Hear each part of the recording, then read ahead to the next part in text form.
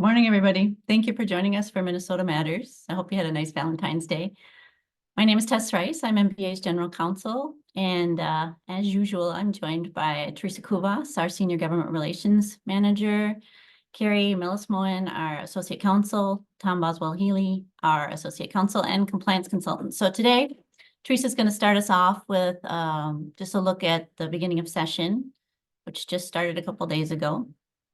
And then I'm going to talk about a lot of court cases, just kind of a roundup of all the litigation that's going on. Carrie's got some updates on cannabis, and then Tom's got some information, I think, check fraud. So we will start off with Teresa.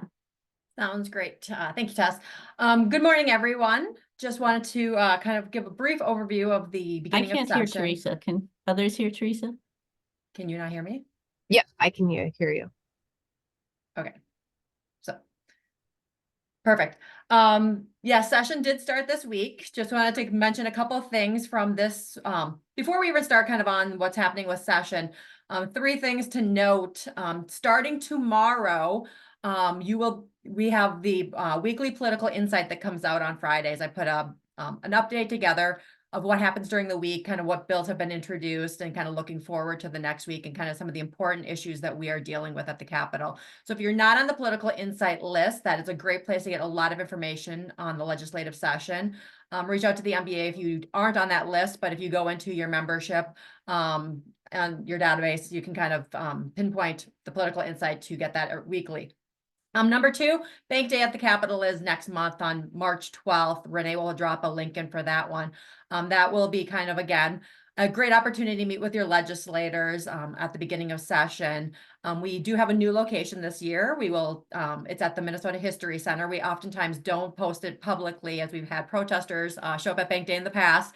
So we kind of let the attendees know where it's at, but we're much closer this year.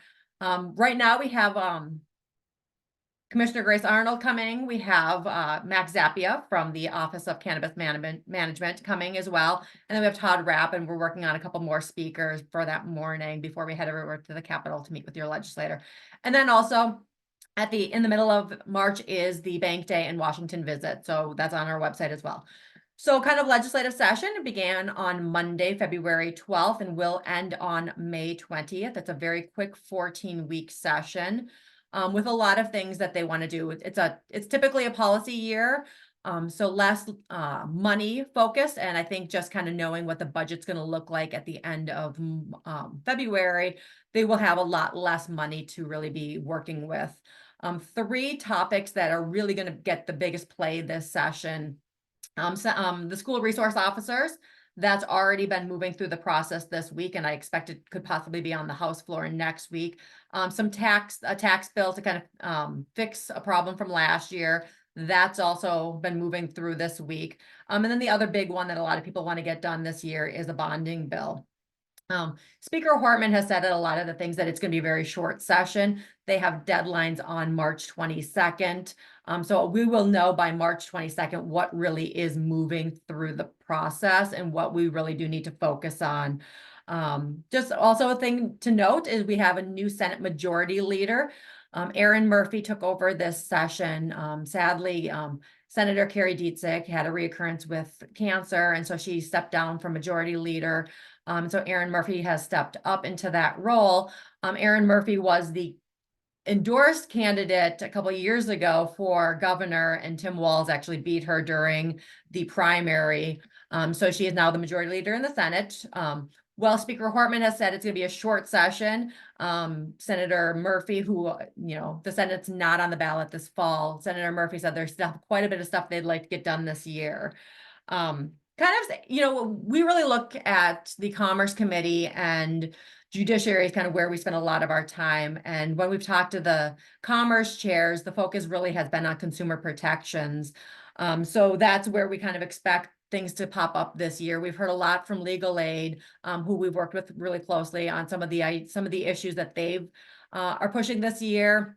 We worked with them on coerced debt last year. We have some cleanup language that we're hoping to get through this year that we've kind of worked out with them. They have a contract for deed bill and some other smaller bills as well that could have big impacts, but we'll continue watching the introductions to see what does come to play. One of the bills that we've been working on since I think 2019 now is the Consumer Data Privacy Bill. Representative Elkins from Bloomington introduced this bill back in 2019 based off of Washington state. And over the years, it's evolved based off of the other states that have passed it. It's really kind of giving businesses kind of what they have to do to keep data security in place, and what happens with data breaches, who has to follow these laws. And we have been working really closely with the author of the bill to make sure that banks were kind of removed from the bill. There was an information Gramm-Leach-Bliley exemption, which covered a lot of the information. There's a threshold of 25,000 pieces of data, people. So that cuts out most of our membership. The one thing that we were really looking to try and get was an entity level Gramm-Leach-Bliley exemption. We got to the point where we've got some language that we've worked with the author on. It's not Gramm-Leach-Bliley specific, but it does really do kind of what we needed to do to exempt banks and affiliates. And we kind of came to that agreement at the end of last week. So we expect that that one will start moving this week. One of the bills that has popped up recently is from the AG's office, and they have called it the debt fairness legislation. I'm going to pass it over to Tess, but one thing that we've noticed this year, more so than in any year in my 20 years that I've worked with the MBA, in the past, the AG's office has been really more of a kind of, the enforcement, and kind of also really a lot of press releases, less legislative proposals. Or if they've had legislative proposals, they haven't been as successful at getting them through. We've realized that on a lot of these consumer protection bills that we're seeing this year, they are coming from, they're either coming from the Attorney General's office, or they have the support of the Attorney General's office. And this debt fairness one is one that we saw it coming, but we didn't see the language till recently, and it has yet to be introduced. But just again, I'm going to pass it over to Tess, but try and get on the political insight list, because that's where you're going to get a lot of information, much more detailed information that you can kind of really absorb and kind of give us feedback, or if we need you to reach out to members, that's a great place to get a lot of the information. So, Tess. Thanks, Teresa.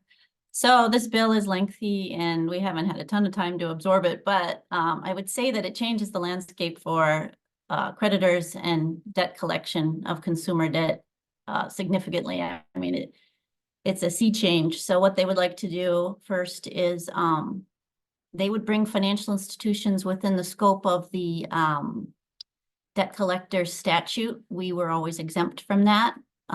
We are not considered a collection agency under that statute, but they have a new category they're calling collecting party.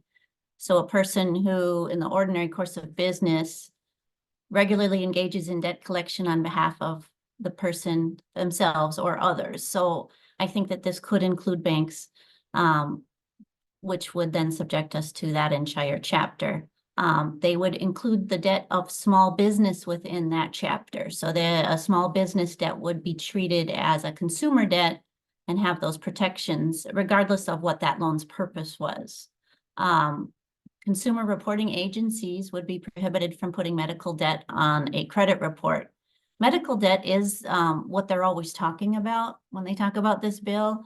But the scope, of course, is much broader, and it would be wonderful if they could limit it to medical debt, though I think that probably would have been difficult for them to draft, and maybe that's something that can be worked on.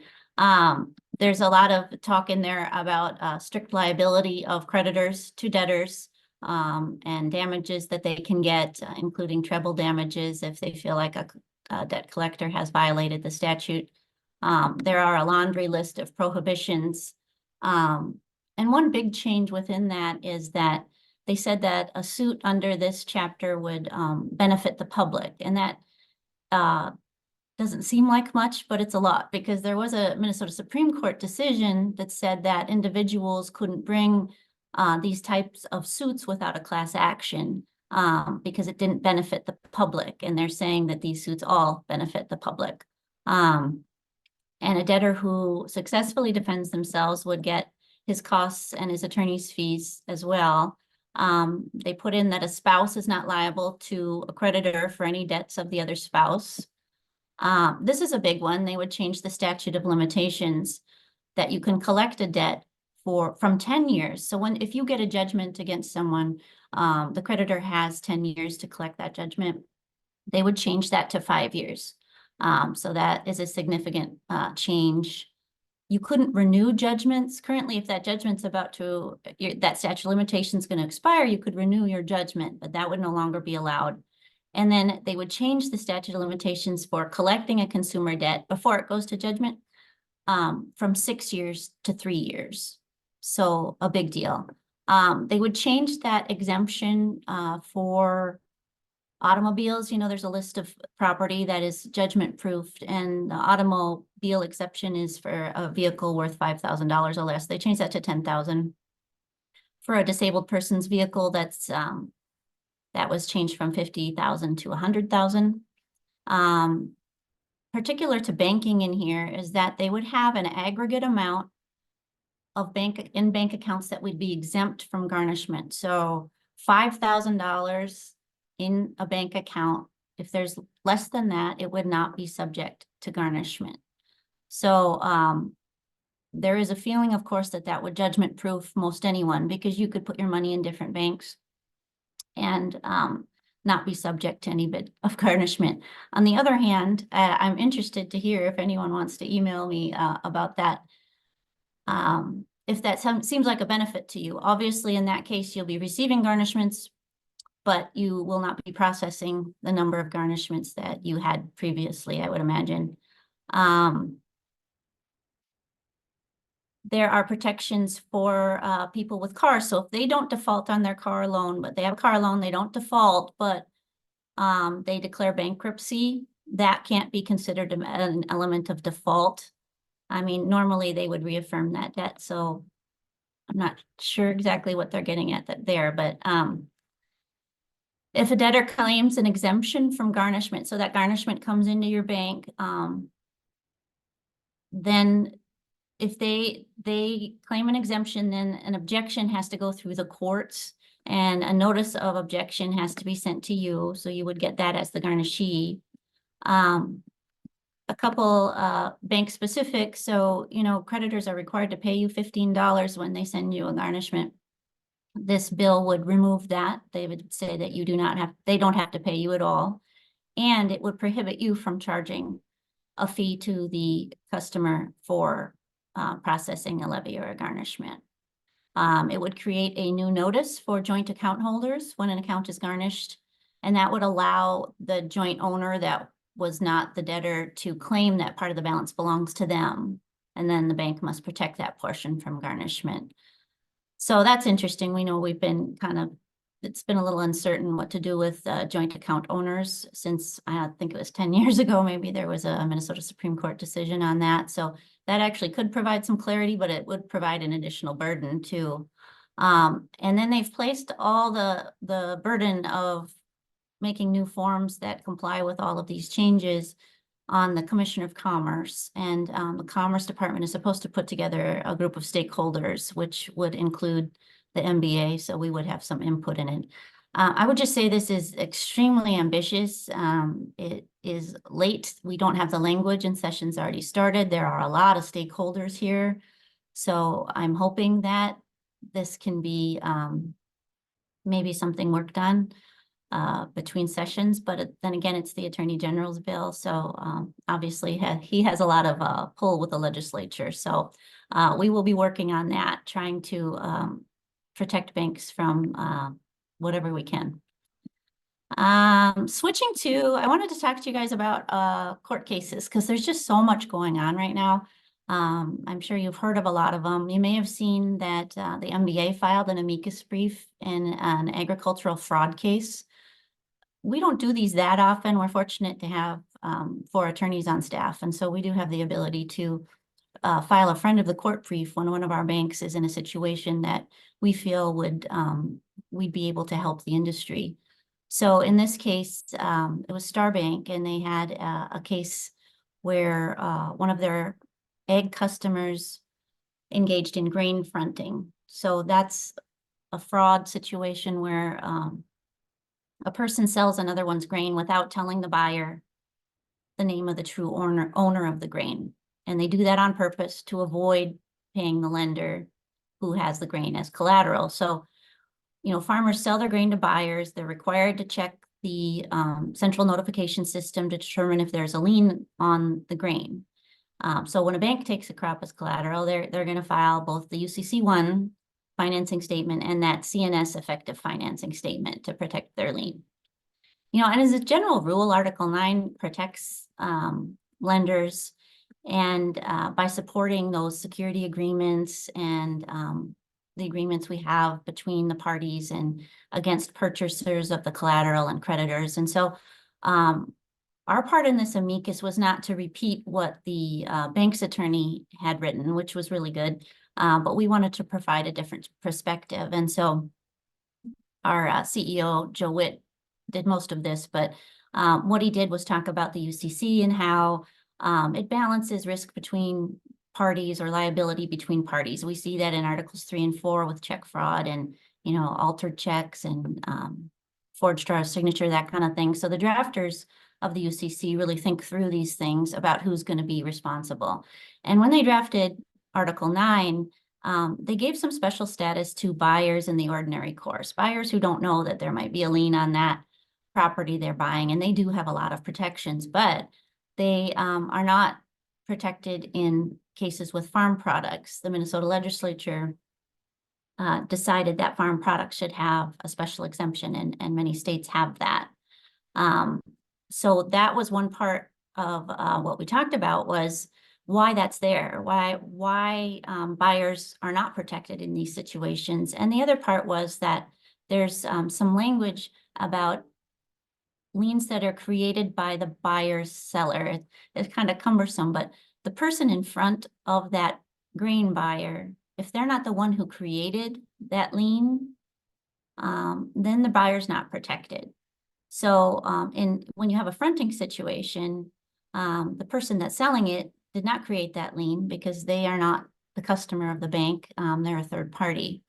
So we explained both of these parts of the UCC and why they're there, why they consider banks to need to be protected in this situation. And one of those reasons is that it impacts lending in general. You know how important financing is to agriculture.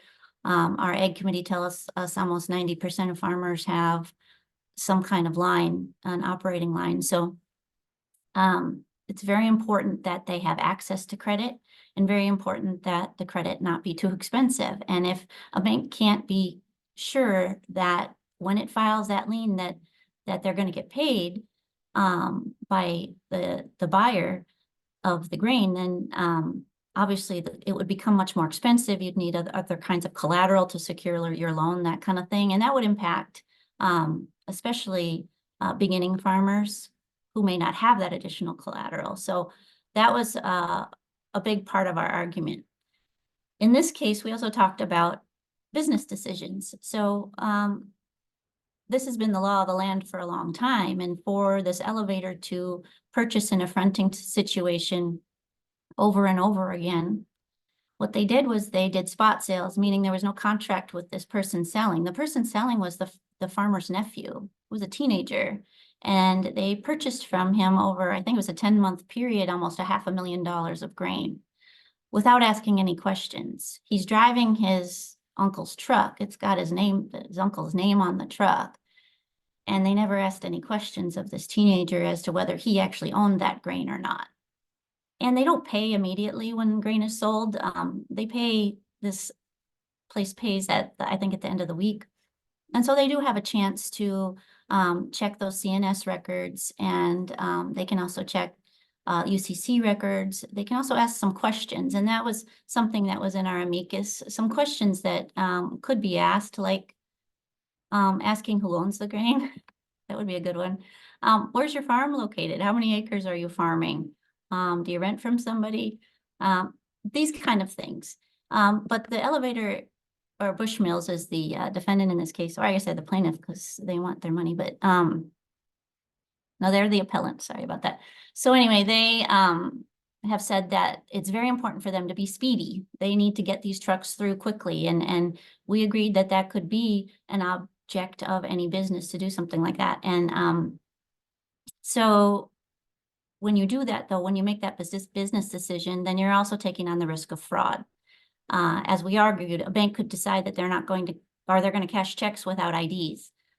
We could do that, right? But then the risk is that there's going to be fraud, and you'd have to accept that that risk is there. So anyway, we submitted that, I think last week. And so if you're interested in seeing it, we did put out a bulletin with our brief in there.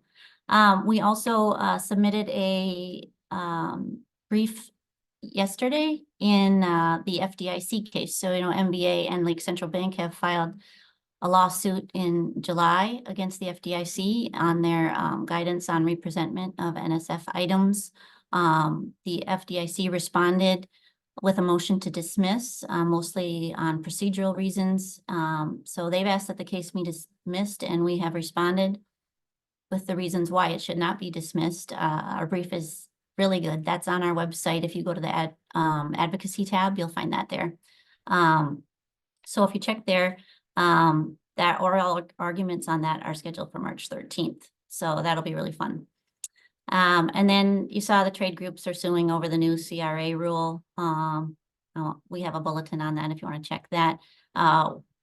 The 1071 case, where Texas Bankers, American Bankers Association are suing the CFPB on the small business lending final rule. Their motion, the plaintiff's motion for summary judgment, is due on March 1st.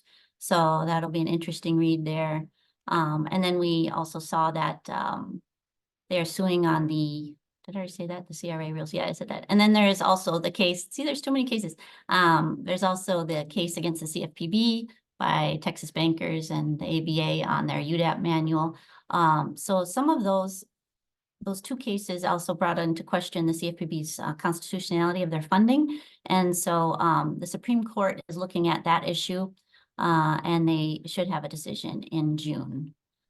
So that is my legislative roundup. I will turn it over to Carrie. All right. Thank you, Tess. Good morning, everyone. The first update that I have on adult use cannabis is from January 5th, 2024. The Minnesota Department of Commerce issued a banking guidance to the cannabis industry. This guidance serves to inform Minnesota banks interested in providing services to cannabis-related businesses about the state's regulatory approach.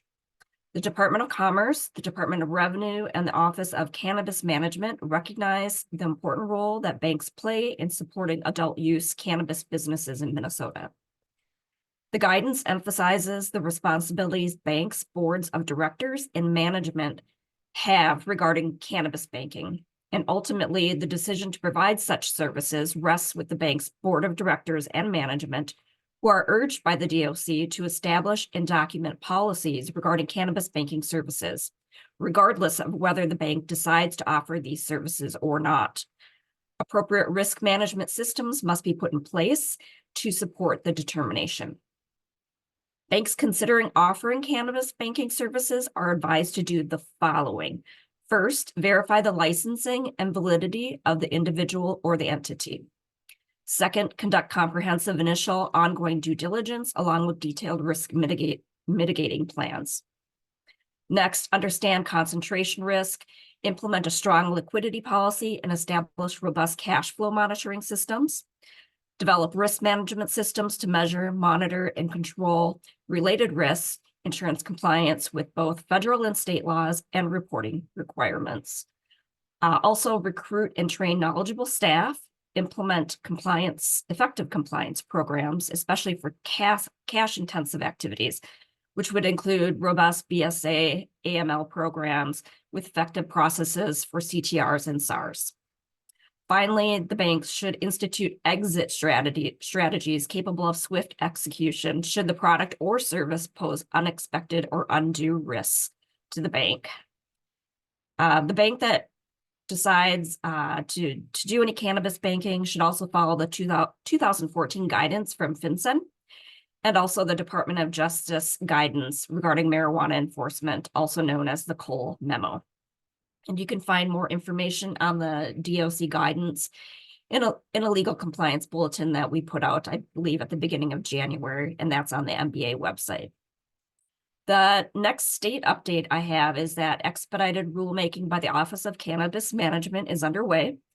While this update will not really touch on cannabis banking directly, it will give you an idea where the OCM is in the rulemaking process and also some legislative proposals we're expecting from the OCM this session. As an overview of the structure of the OCM, in addition to staff, OCM has created cross-agency implementation teams and functional strike teams. The cross-agency implementation teams are focused on IT, business, operational systems, communications, and tribal liaison amongst the Minnesota's 11 tribes, dealing with tribal compacting and other issues related to cannabis in the tribal nations. The cross-agency team is also dealing with planning, finance, and budget, and a state reference lab.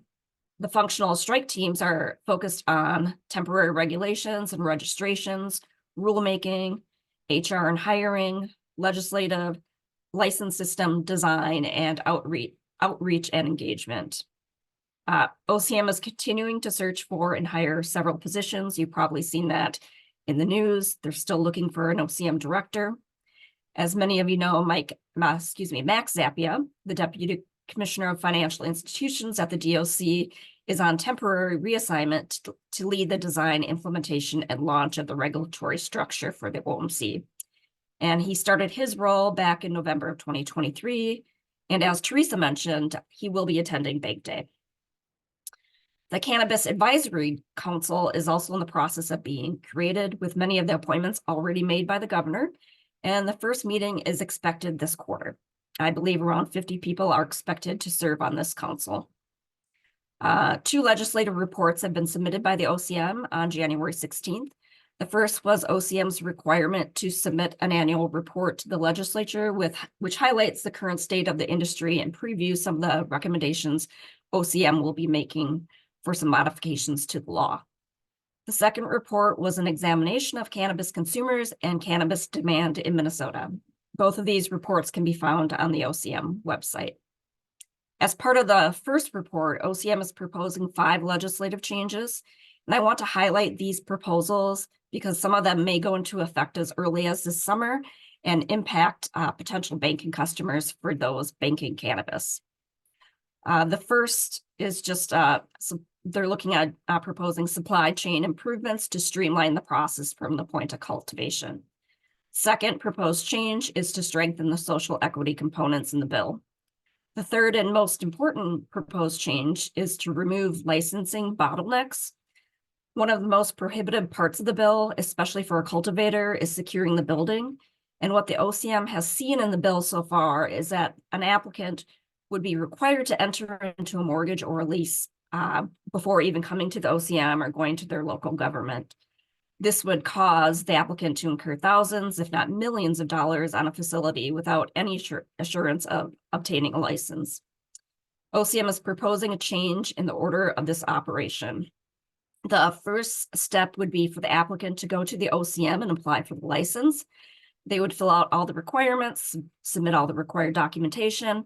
OCM would then do its due diligence, and at the end of the process would issue a provisional or temporary license to that applicant. The applicant would then take the provisional or temporary license to their local government and go through all the checks and requirements of the local ordinances and zoning and all the other things that local governments would need to do to allow a cannabis business to operate in their locality.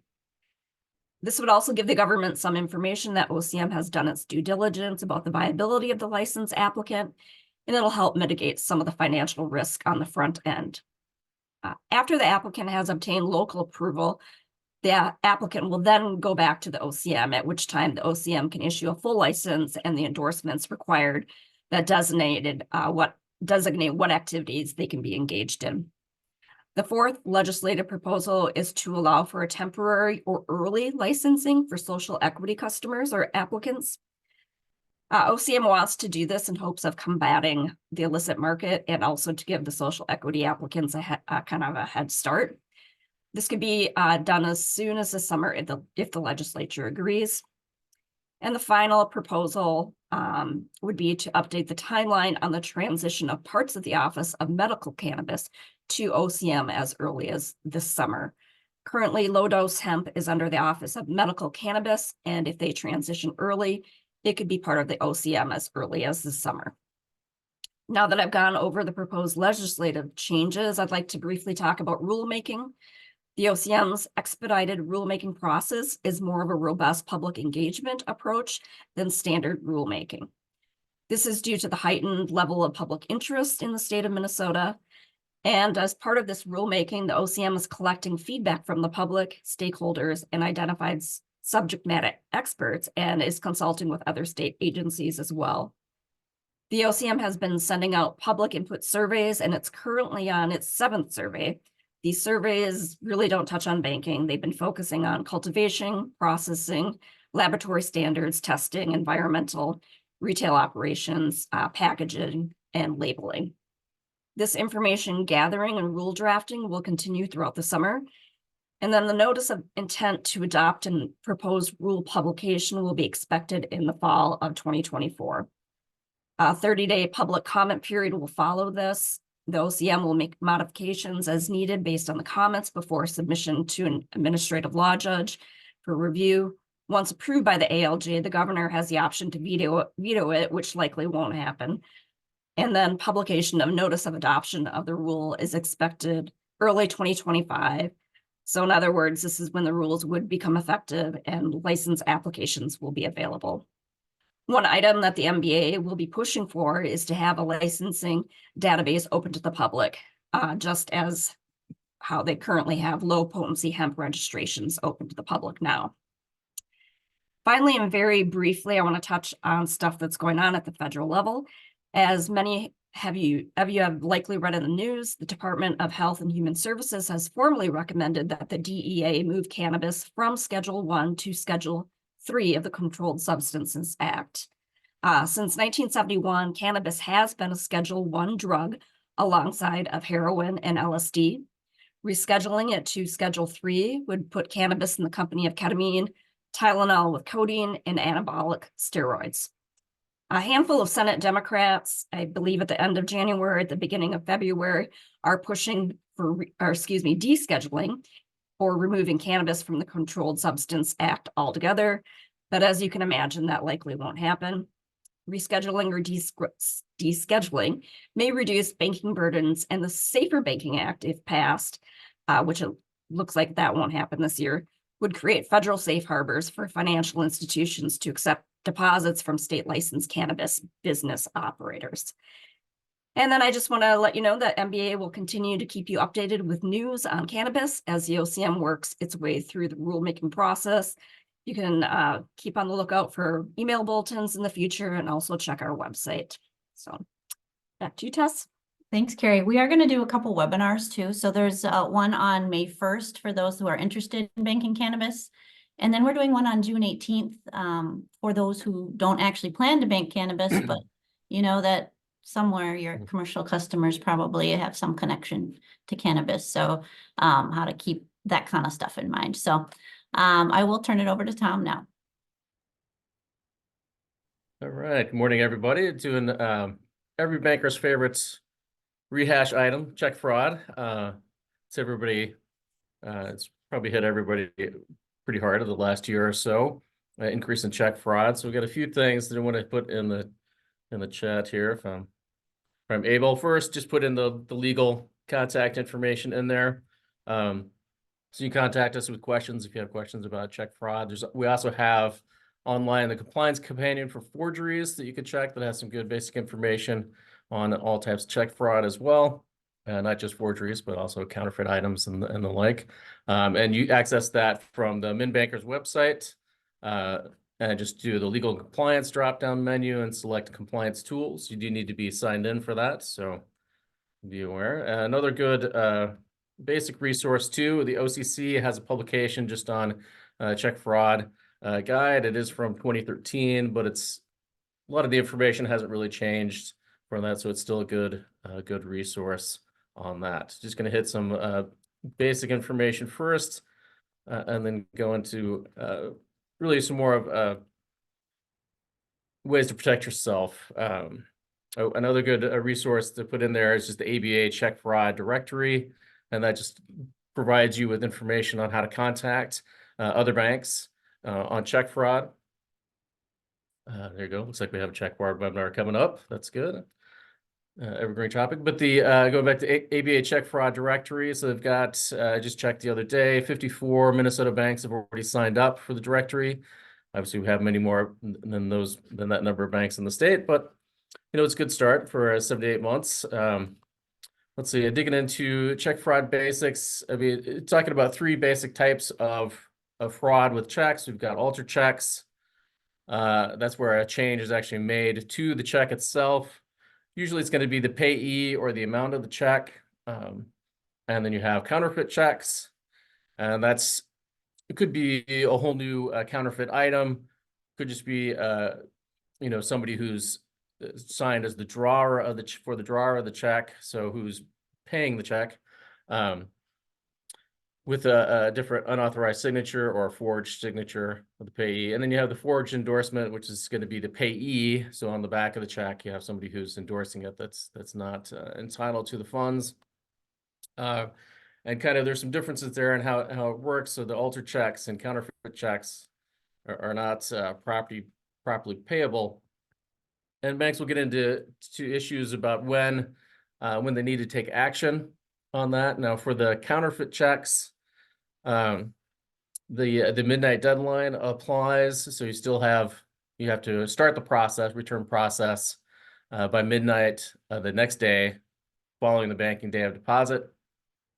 For counterfeit checks, and then ultra checks and forged checks, you pay them as normal, and then you make a breach of warranty claim on those checks because the depository bank is making warranting that the check isn't altered, the endorsement's not forged, or it's authorized.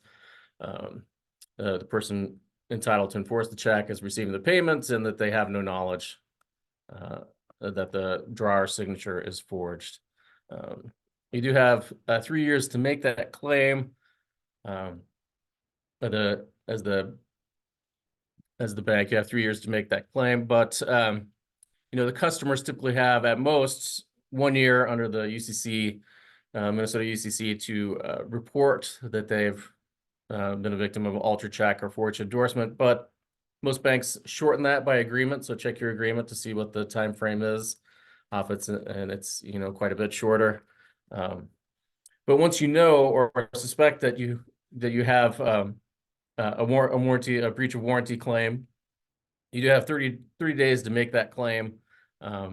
Presuming you know who's providing the warranty and the check that's the other bank involved. Otherwise, you could potentially lose out on any additional losses as a result from that delay in filing the warranty claim. And they do have a little tidbit there for substitute checks and electronic checks. Now, sometimes there's a conflict between whether a check is actually altered or whether it's counterfeit. And the big issue there is whether the midnight deadline applies or not.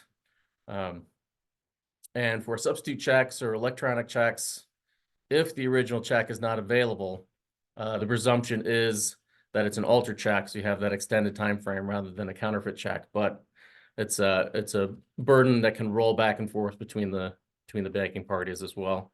And you still have, even if you're initiating a late return on a counterfeit check, you can have you can still try to return it late and maybe reject it as a late. If there's funds still in the account, the other bank may be willing to process that late return, even though, typically you're going to have to file or sign a hold harmless clause, things like that to go forward. But just kind of some tidbits there. Another issue, not as directly on check fraud, but dealing with treasury checks. We have the new rule on treasury checks. You don't have to, you're not required to verify them through the treasury check verification system. It's still a good idea to do that. I'm going to put the link of that in there if I can get it. Here we go. So you can check that. And then if you have questions too, you can also email their check integrity unit as well. No idea how quickly they are, but the main takeaway on the new rule is for those treasury checks, if you're doing them, relook at your procedures on how you're making the checks available. If you hold the checks to the Reg CC limit, and then you return information after, or that you get information that it's not going to be paid after that time frame, then the institution can avoid liability for that check. But if you pay it before the Reg CC limits are up, then you can accept liability for the check. So, I mean, the basic thing there is you have check amounts that are below the 5525 amount, 5,525. You can only hold it to the next business day, so that's not much of a hold. But the check amounts over the 5,525, you can hold to the 7th business day or the 9th business day for new accounts. Let's see. Yep. And one thing too, when you're looking at those treasury checks, if you are using the verification system rather, just know that there's a limit on the check information that's in there. If it's older than 13 months, it's not going to have information in there. And they also have the caution in there that it's not definitive information. So still check those security features when you're receiving those treasury checks to make sure that it's a legitimate treasury check as well. And just a couple things about trying to protect against check fraud. Hey, Tom, Yes, do you think you could write something up for a legal compliance bulletin on the treasury check issue, sure. please? Yeah. I think that'd be good. It sounds like there's a lot there. It's pretty important. Yeah, I mean, the basic thing, if you're, is just to place the hold on all those treasury checks as long as you can. And then it saves you potential liability. It could be, obviously something to discuss internally because it may be a shock to the customers. So that's certainly a concern as well. But as far as protecting the bank, that's the way to go. And just some general thoughts on trying to protect your bank. Obviously, the best thing is educate your staff, educate your customers on check fraud issues. It could be as broad as just talking about general email security. Don't click on links that you don't know where they're from or where you're getting them. Kind of the same thing with social media. Let's see. As far as banks, also leverage what you know about your customers. Your bank staff knows a lot about the activities and the routine business of your customers. So when things are out of the ordinary, to take a further look at that is a good idea. You see a lot of banks that are putting dollar amount thresholds, and what they'll look at more intensely. It may just be a particular customer too that's had a number of issues that you just look at, a large swath of what's going through as far as checks in those account. A lot of banks too will rely on real-time interdiction that they have through software, whether it's core system or something that's added on. The smaller banks may not have that same capability to purchase those tools, but those are good tools as well. And another thing is to continually evaluate what's going on at your bank. If you're starting to see an uptake in check fraud, it may be time to look at your policies and procedures and make changes so you can protect yourself as that changes. And as far as customers, some of it's similar to what the bank should be doing. Regular reconciliation on the accounts. Consider dual control, so it's not just one person that has control of all the accounts. As far as signing checks, it can be as simple as using things like gel pens that are harder to fake. As far as getting their mail and picking up their mail and where they drop their mail, making sure it's a secure spot, like a blue box or just at the post office. You can offer services like positive pay, where they're providing information and they're checking checks that are coming through, payments that are coming through. You can also make sure you have good controls on cash management. And, some banks, I think it's mainly larger banks, have even gone to the route where if you have customers that really don't use checks at all, you could actually limit just any checks from going through the account initially. Then it'd be an item to look at. Every check that would come in, you would look at it specially. It's probably not something that would be super helpful to most banks because most customers probably have at least a little check activity. And just a couple quick comments on, how to look for where fraud may be getting ready to occur. I mean, that's obviously you want to stop it before it occurs. Very difficult to do, as you know, but some things that can be, raise a red flag is when customers go in and change their online banking profile or update the profile to new information. If that information doesn't make sense, where all of a sudden the contact information is out of state or its email address is not related to the business, that could be something to look at. If they're adding just a credit line or something to a deposit account and they never have before, those sorts of things. Adding on different kind of payment applications, things like Cash App and Venmo and all those where they haven't done that before. Again, it's not a guarantee that that's a precursor to fraud, but something that could be indicative that somebody else is maybe accessing the account and doing transactions. And then once you're experience it, obviously, considering contacting law enforcement, certainly if there's a large enough amount involved, contact your insurer as well, because there may be certain steps you have to take to make sure your loss is covered by your insurance. And then if you're filing a SAR on the activity, provide as much information in that narrative as you can. If you have information on, social media, email, telephone numbers, just anything, put it all in there as much as possible.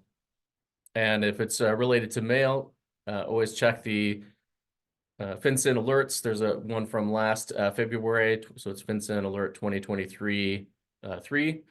That's related to mail-related check fraud. So if you have that involved, be sure to check those alerts because they like to see additional information so they can do their own trend analysis. And that's pretty much what I had. Maybe a little rushed through, but Thank you, Tom. Check fraud's a you. huge problem right now, so yes, everybody's seeing an increase. yeah, I've heard double, so yeah, that's an increase, all right. Just a note, Joe Witt, our CEO, does a quarterly webinar called Banking Buzz. And that is going to be on April 23rd. And he's going to be talking to the attorney on that grain fronting case, the bank's attorney. So they're going to talk about agricultural fraud and the case itself. So I hope you can tune in for that. Thank you so much for joining us. There's been a lot of questions about those cannabis webinars. They are not set in stone yet. We're still talking to the speakers about it. We do think it'll be May 1st and June 18th, but look for promotional emails and you'll be able to register on our website. And then Carla mentioned we have a check fraud webinar coming up. Paul Benda from ABA will be doing that on February 28th, I think. 27th, sorry, February 27th. So Carla's got the registration information in the chat there. Thank you so much for joining us and have a great day.